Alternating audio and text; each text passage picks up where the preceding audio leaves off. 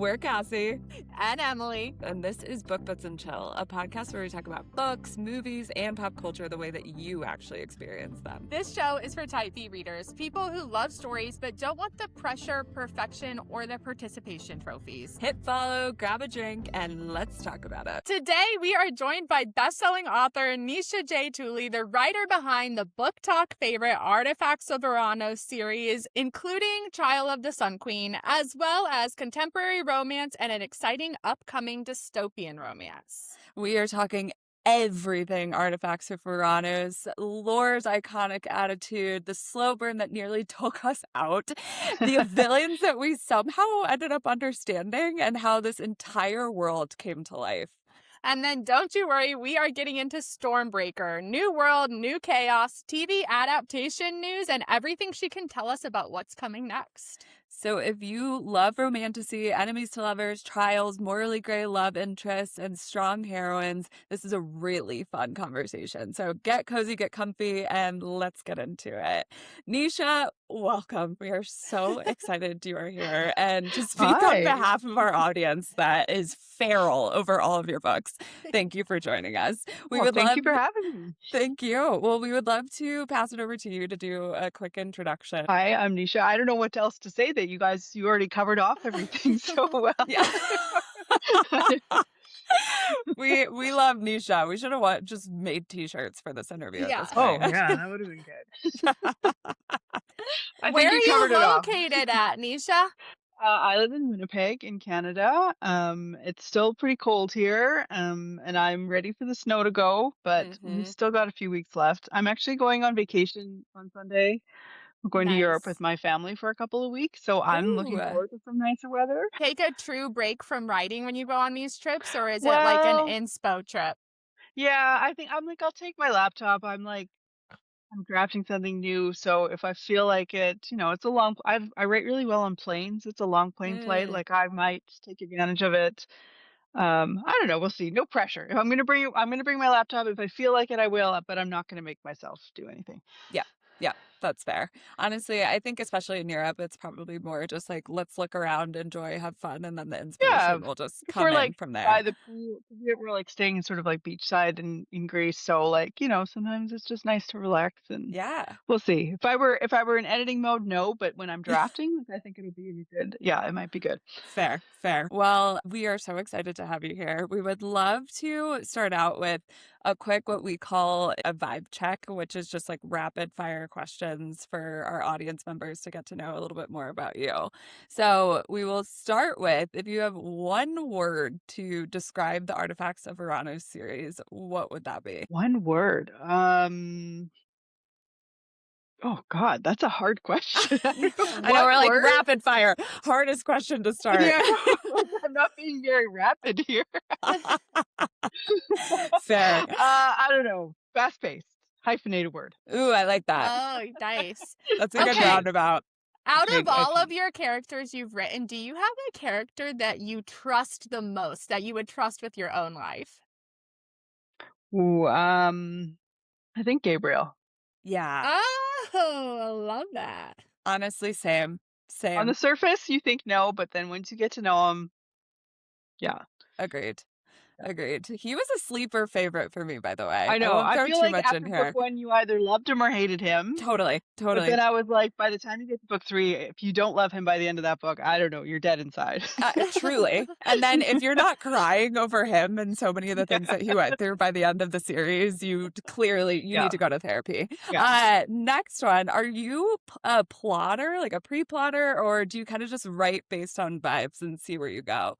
Yeah, I'm chaos. I sit down. I have a general idea of who the main characters are, a general idea of the world, and the sort of overreaching plot. But I am a discovery writer. I need to write at least half the book before I really know where it's going. And then I get to about halfway, and then I actually go back to the beginning and start and fix things because now I kind of know which direction we're going. Oh yeah. And then I do the same thing at about 80%. I know where the ending is going to be, so then I start at the beginning again and sort of fix everything before I write the ending. I Wow. love So do that. you reread the whole percentage of the book that you finished while Yeah. you're doing I that? go back and I edit, like, so now I'm fixing things that I know I need to fix earlier so that I can get to the ending I want to get to, change some things, move stuff around so that it's like where I want everything to be.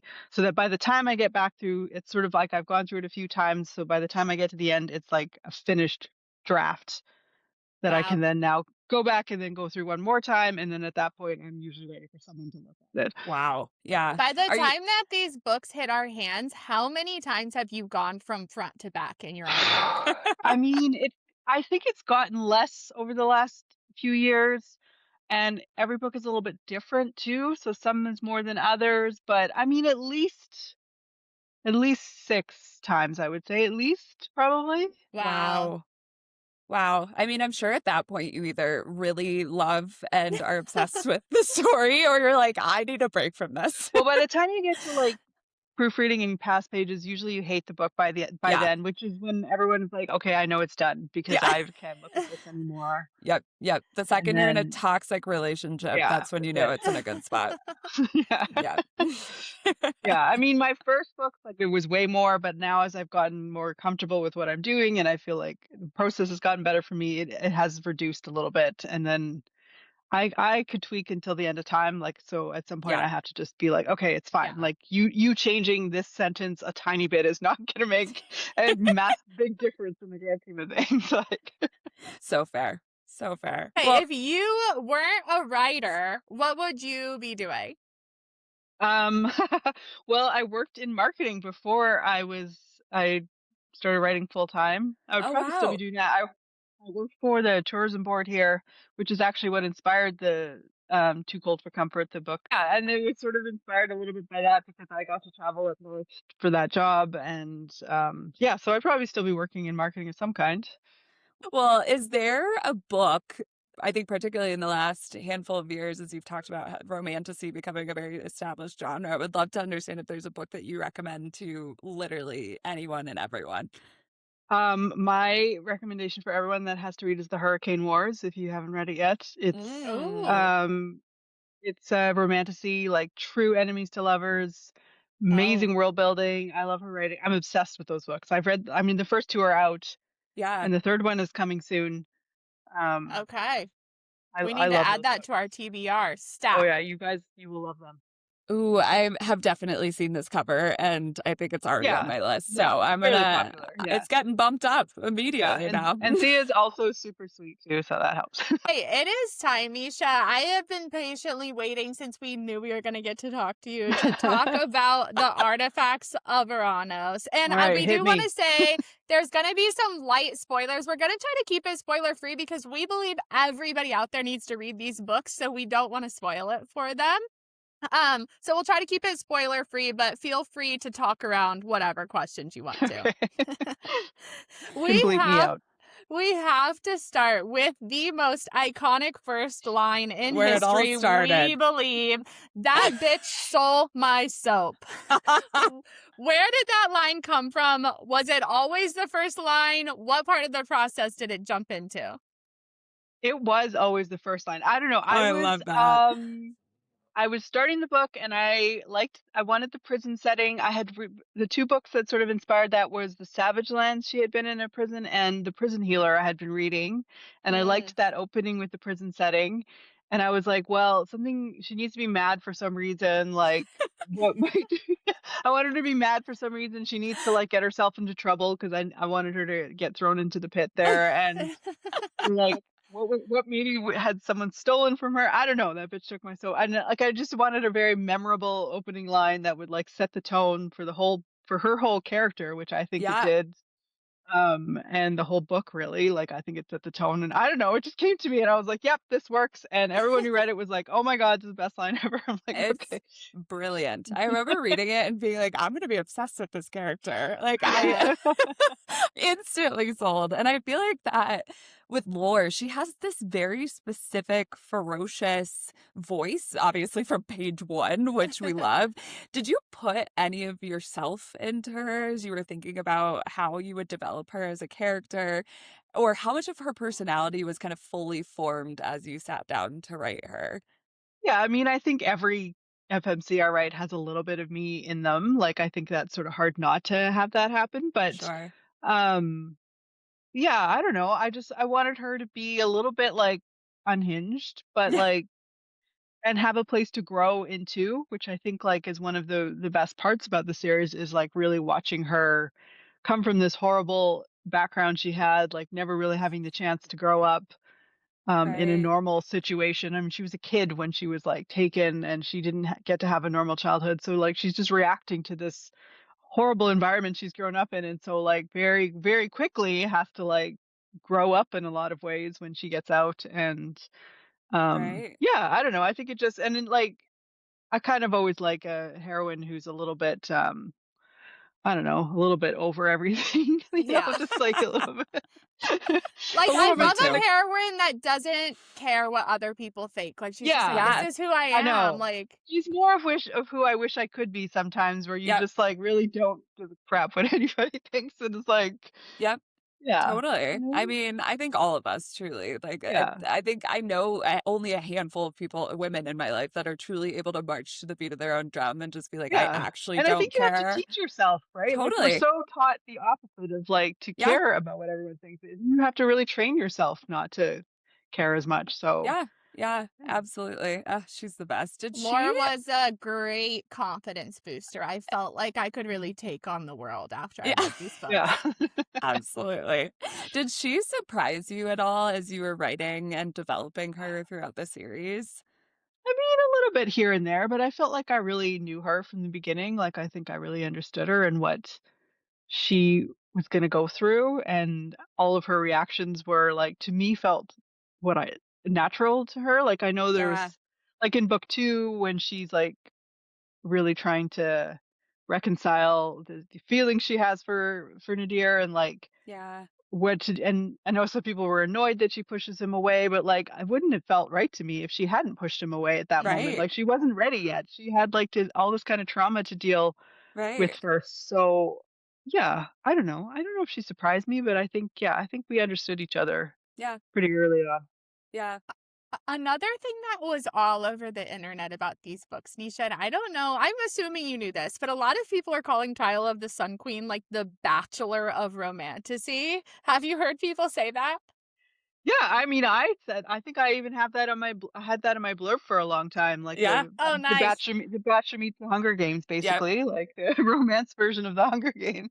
Yep. Yep. So did you have any certain like ideas going into that that's the concept you wanted, or did that come to mind like after you wrote what you already had?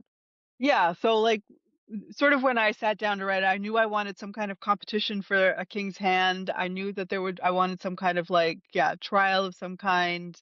Um, I didn't know exactly what yet, but like that was sort of the overarching plot that I knew I was going for, like The Bachelor, but make it a fantasy setting and make it way more deadly, of course. Than So Oh yeah. are you a No, Bachelor fan? I'm not a Bachelor fan at all. It's like no, I just like the idea. I was fully expecting you to be like a No, mega fan and be I like, don't think I I've want to ever take watched over it. Chris Harrison's job. No, I don't think I've ever watched it. Maybe like an episode here or there, but that's it. That's so Well, funny. it's a brilliant concept on screen and on page. So Maybe it was I better love that it. way, so it didn't True. influence me. I don't know. Maybe. True. Well, and also for context for anyone listening, readers in general, including us, were convinced that Atlas in book 1 was the love interest for a long time. Like really into like embarrassingly until like the very end. So you played us all so beautifully. When did you decide that Nadir was the one for lore? And how Oh, intentional was the Atlas misdirect in book 1? oh, totally. I completely planned that from the beginning. I wanted the full on misdirect. The book that what book was it? These Hollow Vows, I think. Lexi Mm, Ryan was really popular at the time, and there was yeah. like I was like, yeah, I was like, I love the like fake out love interest. The like, is it the blonde guy or the dark haired guy? And we always Yeah. know the answer to Always the that. dark hair. No, I fully was like, I completely structured it that way that we would have a first love interest that definitely wasn't the love interest, and then that's why Nadir is in third person in the first book, which Yeah. Yeah, some that people really some throws people you liked off. and some people really did not like. But to me, I wanted it because he was sort of like I think if you've read enough Romantasy, you knew he was going to become important. So Right. like that you're like, why are you in this guy's POV? But like, I wanted him to be secondary to the story at that moment because this is the first book is really Lore's story, and Yep. then of course he switches to first person for the rest of the series because he becomes integral to the story. But yeah, no, that was actually one thing I did plan That was from the brilliant. beginning. Were Yeah. you just like sitting in your chair watching the internet blow up over this and spiral over this? Like that had It to was have been sickeningly fun. it is. It's fun. I love throwing people off. Yeah. Absolutely. You know what specifically got me though was you talked about this earlier. You were like, War didn't trust Nadir in the second book and he kind of pushed him away, but she didn't really push Atlas away at first in the Yeah. first book. So I thought we were just No. like all in on him. Yeah, well, I mean, she was like, "I'm in this, like, beautiful place, and I got taken out of this hellhole, like, Right. I'm gonna lean into this, man." Like, she wanted to trust him, right? And I think that's part of her growth too, is because he was being so nice to her, and nobody had been nice to her for so long that she kind of just was like, "Okay, this is awesome. Like, this handsome king is interested in, like, yeah." I Yeah. mean, what girl wouldn't be like swayed by Yeah. a bunch of gold and pretty dresses and like, Yeah. I mean, he was pretty suave. I have to give yeah. it to I you. mean, he played a good game. You So, you and then yeah. almost had me on a light-haired MMC. You almost had me. There were people even at the end of book one who were like still Team Atlas, and I was like, really? Like, did you Oh read the no. end of the That's tough. We need to Did send a you read wellness the end check of for that those book? But people. all right, girl, whatever. Yeah. Whatever floats your boat, I guess. Sure. I'm not I'm here to judge. yeah, yeah, good for you. I would be judging. I'd be like, "Listen, let's deep dive on this." Nadir really was kind of different though than like the typical broody MMC. Like he at first in the first book you kind of get this feeling that he is going to be more of that archetype, but then as he opens up, he has a lot of softness inside. And so, what did you want him to like represent in this story? I mean, I think in the end, I'm incapable of writing a super hard man. Like, I Yeah. don't know. Like, I And don't. we thank you for that. Like, I think like some people are good at like keeping them like rough and not making them be soft underneath, but like I guess I've discovered about myself that I'm actually in the end they are all softies underneath, even if they do present a certain like facade. And I mean, I think he grows too, right? Like he has a lot to learn about. Like he's this privileged prince who sort of like hasn't really had to reconcile with things going on in his own kingdom. Right. And eventually, until Laura like sort of forces him to be like, what the fuck, dude? Like you let all of this happen too, and he, Yeah. Yeah. has to reconcile with that also. Because I think it's important for both sides to have growth. Right. And because we do see his POV, like we want to see him also grow and like, well, she gets better because of him, he gets better because of her too, right? So Sure. yeah, Yeah, I love that. And I think if, as much as we all love a broody MMC, we are equally as addicted to when he's actually just a complete softy teddy bear on yeah, the Yeah. inside. So yeah. I think you are reflecting what we all know and love And I within mean, this I do love genre. it when he's like rude to everyone else. He's Yeah, like hard with everyone else, but he, except for her. Like, and then I Yes. think like he has his sister and Mael. Like, I think that right. sort of helps soften him. Like, you understand right away that even though he's sort of appears one way, with the way that they talk to him and treat him, that deep down he's somebody else, right? Like, Yeah, Yes. yeah, I love that in an MMC is when they have a hard exterior, but then they're soft for that small group of people that like right. really knows them. Oh, I was in yeah, love with Nadir from the yeah. beginning. She And was. he has to be hard on the outside because of his dad, right? So like he Right. has Right. adopted this persona because he needs to be this prince who's like ready to become a king one day and has an expectation of him too, but that's not Right. maybe really who he is, right? Yeah. Yeah, absolutely.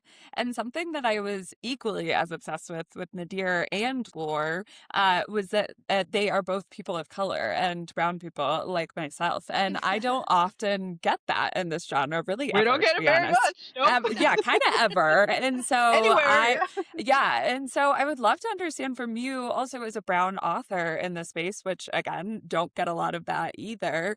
What conversations were you hoping that Artifacts would ideally open inside a very white romantasy space? I mean, I hope it sort of makes, like there's the romantic space is so white. The romance space in general is so white. Right. I mean, if you look at like the top authors in the genre, like they're all still white. Like Hmm. it's like a constant uphill battle. Yeah. And like I there was that part, like, having the visualization, the like representation of someone who doesn't look the same as every other blonde princess out there. Right. But then also like brown people can exist in a Euro style setting. Yeah. I remember when at the very beginning someone was a beta reader and they kept asking like, where is she from? You keep saying she's brown. Where is she from? And I'm like, she's from this fantasy place that I Right. created. Like, what do you mean, where is she from? You didn't ask that Right. about any of the white people. Like, why are they all from this place? Yeah. Yeah. Yeah. And so like it was sort of a like, I mean, I have another series that is with all South Asian, like Yep. My Heart and Fire series, which there isn't a single white person in that whole series. But Right. and that's sort of like when you read like, brown fantasy, like that's always what's expected. But like to me, I also wanted to set it in a European quote unquote style fantasy world because it's Sure. fantasy. Like I can make them any color I want to. Like this, Yeah. if you can Absolutely. accept a 7 foot tall blue alien, Right. Right. why can't you accept a brown girl in a like like it's just so frustrating sometimes. Yeah. Yeah. It's, I Anyways, I mean, don't know. I I, mean, I, oh, go ahead. I could also go on about how like a series where I set it in a European style setting has done so much better than the one that I didn't, right? Like, I mean, there's all Right. kinds of discussions to be had around that too. Like all Yep. the times that I've been told that Heart of Night and Fire is too confusing because there's too many characters, because the names are too hard. Oh my But God. when you go in and count, Trial of the Sun Queen has more fucking characters than Heart and Fire does. Like it's just Yeah. 100%. it's just like because the names are more familiar and there's white people and like I mean that's a whole discussion we could have. But Yeah. um yeah, I don't know. I just It's, think like I would love to see others of color just supported more. Like yeah. it's just very obvious when you scroll through BookTok and you scroll, and everyone's best of lists and how many times you come across an account and every last book is white and you're just Right. like, how are you? It almost feels Yeah. like you're actively Yeah. trying, like, it's almost like you have to try not to Yeah. read it. Yeah, no, you actually do. Yeah, yeah, It's like terribly yeah, intentional, and that is such a big gripe that I have with yeah. the genre is And that, is it getting better? I don't know. I feel like it's getting worse. I mean, but I yeah, think, I think that considering our algorithm makes me feel like it's getting better, but maybe that's I just our know, but then algorithm. you come I think we're you curated. land on the wrong algorithm and you realize, oh my God, it's not at all. Like, and Yeah. Yeah, you see like I don't know, whatever, so and so book box, and they have done one author of color the entire year, and every other single like it's just like it just perpetuates, and publishers are the biggest culprits of this too, of course. right, right. Um. Anyways, I don't know. I don't know Well, if it's making any difference, but I'm gonna keep writing my brown girls and. Oh, well, we appreciate it, yeah, all of and my top MMCs are brown men, and Nadir was immediately blasting all of the white men on my top MMC list. And yeah, not just that, but also that the slow burn in this book was so crazy and so delicious. And at the beginning of your third book, there is a dedication that mentions that you knew the readers had been waiting for this for a long time. So can you walk us through why you tortured us for so long? Well, 'cause it's fun. I think easy. I mean, part of it is I think I love a slow burn. I mean, I don't know. I wanted it to be like to hurt a little bit. I Yeah, think when you're Yeah. writing a long series, you need to be really mindful of like you wanting that romance arc to be satisfying for the whole series. And I think if you make it too easy, then it could get boring, right? Like I think I just with 4 books, because the first one doesn't really have him. The second book is when the relationship really like starts to make sense. And And then, like we were talking about, Lore needed time to grow. Like she wasn't ready to Hmm. go that far with him yet. We needed another. And originally, I thought the series was going to be 3 books, but it was Right. after I wrote the second one. I'm like, oh, I can't finish this in one more book. So that's when I added the fourth one. So, and I think just like with a long series, you you want to take your time because otherwise it gets kind of like to make their romance arc satisfying. And then, but conversely, by book 3, when they sort of like get their shit figured out, in book 4, I wanted them to be completely solid. Like none of the drama came from them Right. anymore. Like it was just the outside forces that were keeping them apart, not nothing. Like they were solid every single step of the way, but it was everything else keeping them apart, not them. Because Yeah. at And this we point, like, still did get some good scenes before then, I will yeah, Woo! say. yeah. We did. Mhm. We did. I But know. by the way, were you at all influenced by your amazing chair that you love so much for the chair No, scene? I I wasn't. must know. No, not that poor chair. Yeah, that's for sure. Amazing scene. I think I got this one after that, to There be you go. fair. There you go. Oh my goodness. Well, it was a top tier slow burn. Like truly it Thank you. felt so earned. And by the time it happened, you're just like, this is delicious. But to M's point, it's like there were enough other moments where it didn't Yeah, feel that's like what it I just thought. dragged Yeah. on. So it was Yeah. perfect. Uh, I am so interested, speaking of Nadir. So we have the primaries, their successors, the artifacts themselves.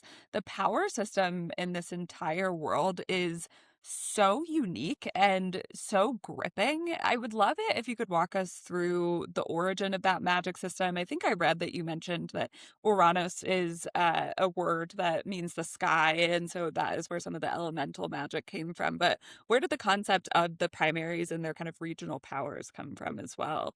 Yeah, I mean, I wanted, like, so, I mean, I think we see elemental magic a lot, but Yeah. so I wanted to, like, change it a little bit. The idea with the I don't know why I wanted the Northern Lights magic. I grew up in a place where we get a lot of Northern Lights, which is also actually part of the Polar Bear book too, because Churchill's actually one of the best places in the whole world to see Northern Lights. Oh So that wow. was sort of inspired a little bit by like my home, and Yeah. then it's sort of like Nadir being sort of like the darker entity, and then Atlas being the sun, his being sort of sun power instead. Like that's sort of where the Right. sky idea came from. So that it was elemental, but it was like a little bit different than the elemental we see all the time. And then, Right. I mean, we have the forest magic, we have the water magic. Those are pretty typical. And then with lore, like the heart magic, I just wanted something else different. Like, and to me, it's sort of like more just focusing on the body. Just seemed like a sort of like an internal kind of magic. I don't know, just was something different I hadn't really seen much of before. Yeah. It was very unique. And it was something too where as you continued to build on it throughout the series, like I was constantly surprised. Like I Yeah. I never felt like I was puzzling in advance how things were gonna shake out or how things were gonna work. And it was just really, really compelling. So Oh, yeah, thank it The was you. magic was actually kind of a slow burn too. I'm sorry, you were just torturing me throughout this whole thing. Oh yeah, I yeah, could you're not, right. It does. every time I closed one of the books, I was immediately opening the next one because I was like, I need to know. And the No. magic was part of that. By the time yeah. I got to book 3, I was like, I need to read this because I need to know everything I can about this magic system. Actually, that's a good point because I mean, it takes her a long time to like really tap into it, right? Yeah. So Right. yeah, like, and she's learning about it too because she also never really got the chance to explore it. Um, and so we're learning alongside her about all the things that she's capable of, and then at the very end, yeah, when it finally like all like opens up Yeah. Yeah. Yeah. You're a slow burn girl all around. and I was adamant, I did not want my FMC losing her magic at the end. I hate it when that happens. Oh, yeah. Agreed. I love I won't say anything I about the wanted end, her to but I only get loved the end. Okay. I wanted her to get stronger and more powerful, and like I just wanted her to get bigger and bigger and bigger throughout the whole thing. Yeah, It was amazing. and Okay, him but to sacrifice for her, not the other Yes. way around. talking about the ending of this series, ending a 4-book series is a huge task because after 4 books, as readers, we're deeply attached to so many different characters. And I think that, like, we want something specific at the end. You have something in mind. So, how did you finally culminate all of that to the ending of the series? Book 4 was definitely at that time the hardest book I had written. Yeah. So it was like it was, and I cried so many times. I had never really made myself Oh, cry I reading a love book that. before. Oh my And, god. like, I don't know, part of it was just, like, saying goodbye to these characters that, like, changed my Right? life.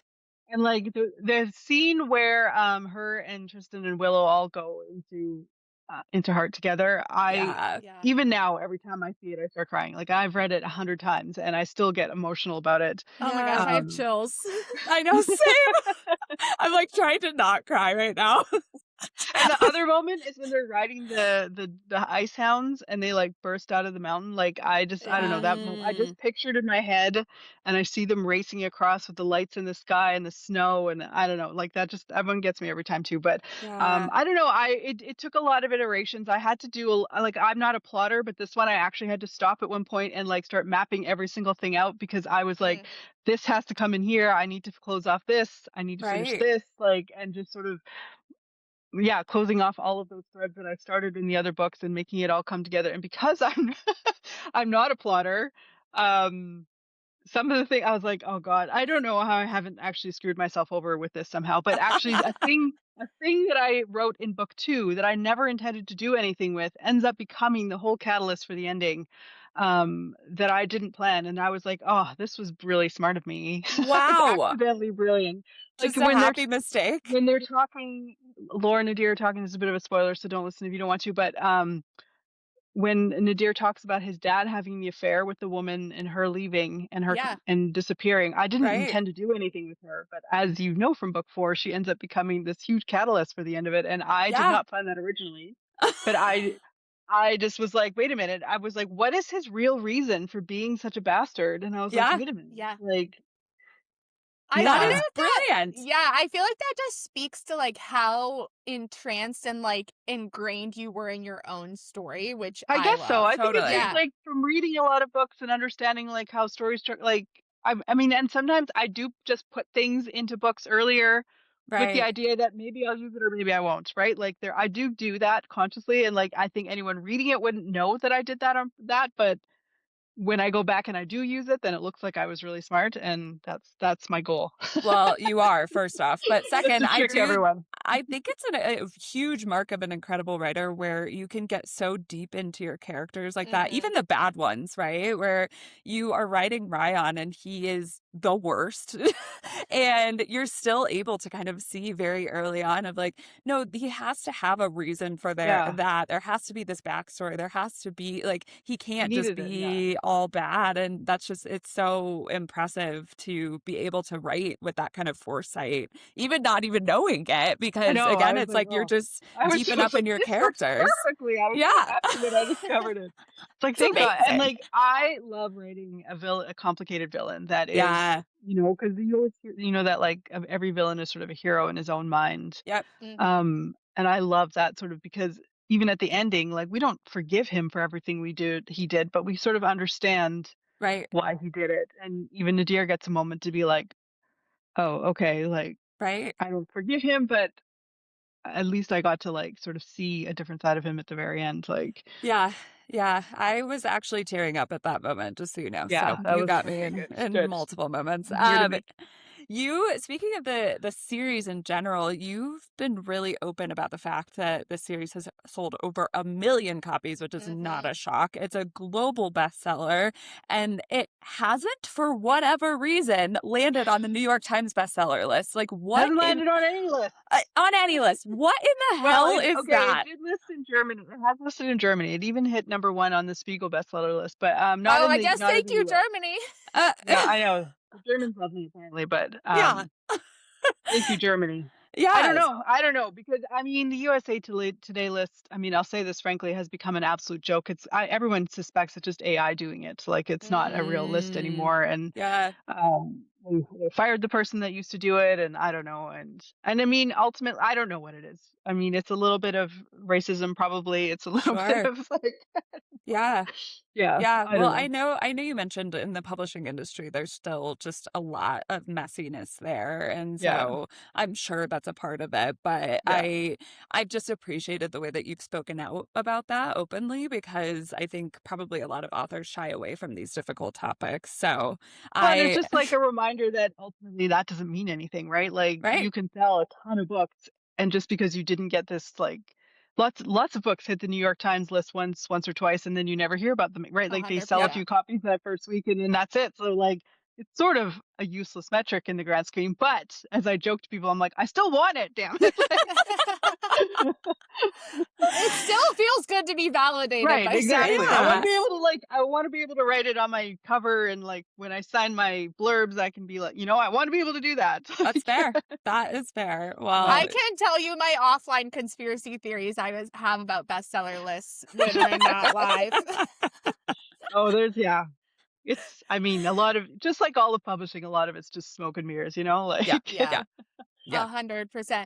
Well, even if you haven't made a bestseller list, you have done some other pretty big things, and that includes an upcoming release for your book Stormbreaker that doesn't even come out until May, but has already been optioned by Amazon for a TV show. So, what do you have to say about that? How did that come around?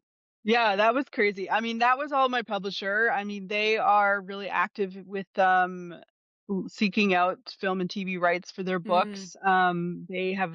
They work really closely with Amazon, and they bought it on a rough draft. They loved it so much. They were also enamored with Wow. one of the people. I got a message say I had just the first 50 pages written, and they were like, I sat in my car and I didn't move from my car for the first 50 pages, and like Oh my God. so I was like, okay, good. So I just got um chills. yeah, so that was good. Oh, Yeah, I don't know. It was crazy. I found out last summer. I was in Vancouver at an event, and my editor texted me and she's like, "Can you talk?" And I was like, in like 10 minutes I can." And it was like, oh yeah, she got me and my agent on the phone and was like, "Yeah." So they picked up the option. And then yeah, there's lots of steps still to go. But sure. it has gone into development, which is like the next step, and that's actually supposedly. I mean, I'm learning all this as I go. Like as I Yeah. know nothing Yeah. about this world, Yeah. which is actually a good thing. So that means like I actually had a meeting with the scriptwriter earlier this week. So like, and she wanted to know like what my plans for book two was and that kind of thing. Wow. So that Oh, they can sort of so basically like the next step now is to get like a scriptwriter hired, to get a pilot written, to like sort of okay. make a plan of what a first, a second, a third season might look like, and then they present all of that to Amazon with the hope of it getting greenlit. And then if it gets greenlit, then we get a show. So that's Wow. Oh my gosh. Well, yeah, congratulations. We yeah. are so Thank excited for you. you. Yeah, And should be. Dystopian is so back, by the way, which I'm Dystopian, so I excited know. for. So it was about like a year and a bit ago. I was like, dystopian is coming back. I want to write a dystopian. Yeah. Like, and I needed to write sort of in the YA space because my contracts, I can't write. I had my adult stuff all belongs to Forever, which is the Artifacts publisher. So, Okay. my agent was like, well, like Red Tower, like the Fourth Wing, Entangled is the publisher for Red Tower is the imprint that Right. did Fourth Wing. They're starting a new YA imprint. So they're looking for titles. I'm like, okay, great. Like I would love to work with them. Yeah. And so yeah, then I pitched the Stormbreaker to them, and she bought it on like a chapter in a very loose summary that I had That to That's write. It's is incredible. so like it's sort insane. of That's terrifying selling a book on proposal. I hadn't done that before because I'm like, well, what if they hate the book once I write right. it? So, but Oh no, my gosh. luckily not. So Yeah. yeah, so then I read that, and yeah, so now I mean we're just under 6 weeks out from release. I've finished book two. I just handed that in this week, and Wow, yeah. congrats. Oh, that's so Yeah. exciting. Well, after living in the world of the Ouranos for so long, what was it like to kind of make this big pivot and do something completely new? I know you were a huge Hunger Games and Divergent fan, so maybe it wasn't that hard to get into this space, but would love to understand how that pivot went for you. Well, it was different because I actually did have to build this world from the ground up. Because it's New Manhattan 1,000 years in the future. Yeah, Mhm. However, it's like look almost nothing like it would look to us right now. So like when you write fantasy from like a Euro Western point of view, there's like some preconceived notions of what everything looks like, right? Like people right, understand there's castles and there's kings and queens. So like you don't have to build all of that because people already know what that is. But in this world, there was a lot more world building to do because I was creating a whole entire new structure, right, and how it functioned, and how does it get electricity, and where do they get water from, and like how do these storms work, and how does like because it's not there's no magic in it. It's more like science meets evolution, which creates something that sort of feels like magic, even though it's not Okay. Oh, technically magic. cool. So like sort of like working through like what is actually physically possible, like Right. how would our bodies adapt to living in this world and that is plagued by these, because basically the idea is like they're plagued by these three different types of storms that have all came out of environmental destruction. Like the air like all the fog condensed and eventually it turned into these storms that now plagues the world. And so like how, like, I mean, obviously I'm making huge leaps of like, 'cause it's still a fantasy book, but but like, trying to find some plausibility in like how this might all work and like how a Right. world would build on top of the society, the civilization that once existed, back when, you know, yeah, yeah. Yeah. What do Wow. you think it was about that first chapter that when somebody read it, they were like, this has to be a TV show? I think I'm really good at openings. I think that's like one of my strongest things that are as an author. So like I think Yeah. I think I'm really good at openings. So I think Can you and like and the first line in Stormbreaker is also what I think a doozy. I had to compete with that bitch took my soap. So yeah. A and lot to live up to. the people who've read it so far have like, yep, this you nailed it again. So I won't spoil it yet, but yeah, I think it's yeah, I don't know. I mean, YA is, I think my voice lends itself well to the YA Yeah. space. Like I think I like to have energy, like I like to write with energy and like that's why I love YA. I love the sparkle of YA and I think that my voice lends itself well to it. So Right. yeah. Okay, Oh, if you just want to slip the line into our email inbox, we won't say anything. Okay, I will. I'll trade you a conspiracy theory for it. there you go. Oh my goodness, we are so excited. In closing, what is there anything that you want people who have never read your books to know about you as a writer before they pick up any of your books, whether it's the series or any of your contemporaries or Stormbreaker?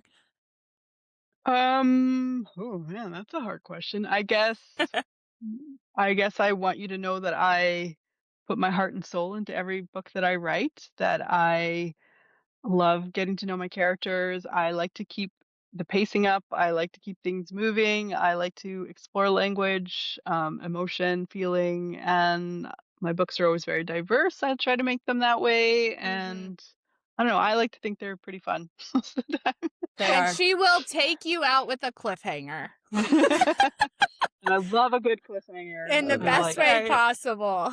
love a good cliffhanger. Oh, Definitely. well, thank you so much for taking this time to sit down with us. I feel like we could probably talk to you for 4 hours, but we won't hold you captive. For everyone listening here, Stormbreaker officially comes out on May 5th. So go pre-order it now. I got my like final copies in the mail this week too. They're Oh, so it's so beautiful. beautiful. Oh, it's so beautiful. Yeah. I cannot wait. Good for you. We are all waiting with bated breath for that first line of Oh that book. wow! Yeah, just turn one more Yes. page, and I'll Yeah, zoom I mean, I can in. show you. I Going. can show you if you want. Oh, Zoom But if you in. don't, it's like you don't want to be spoiled. But pull Yeah. out your microscopes. Okay, Quick. okay. I'm zooming into. you see it? Yes, I see it. Oh, Nisha, we're so thank you excited. so much. This has been so fun. You deserve all of the success you've had Oh, thank you so on the much. bestseller list or not. Let me tell you that all of our followers, which we only live on the good side of the internet, we refuse Yeah. to live on the bad side. Yes. Love you. Love these books. Are so obsessed with the world you've built. So Thank thank you you. so much. Thank you so much. Thanks for having me. I appreciate this. And Absolutely. All right. Well, we can't wait to shout about Stormbreaker from the mountaintops. And for those of you listening, we'll see you same time, same place. Grab your blankets, grab your book boyfriends, and we'll see you then.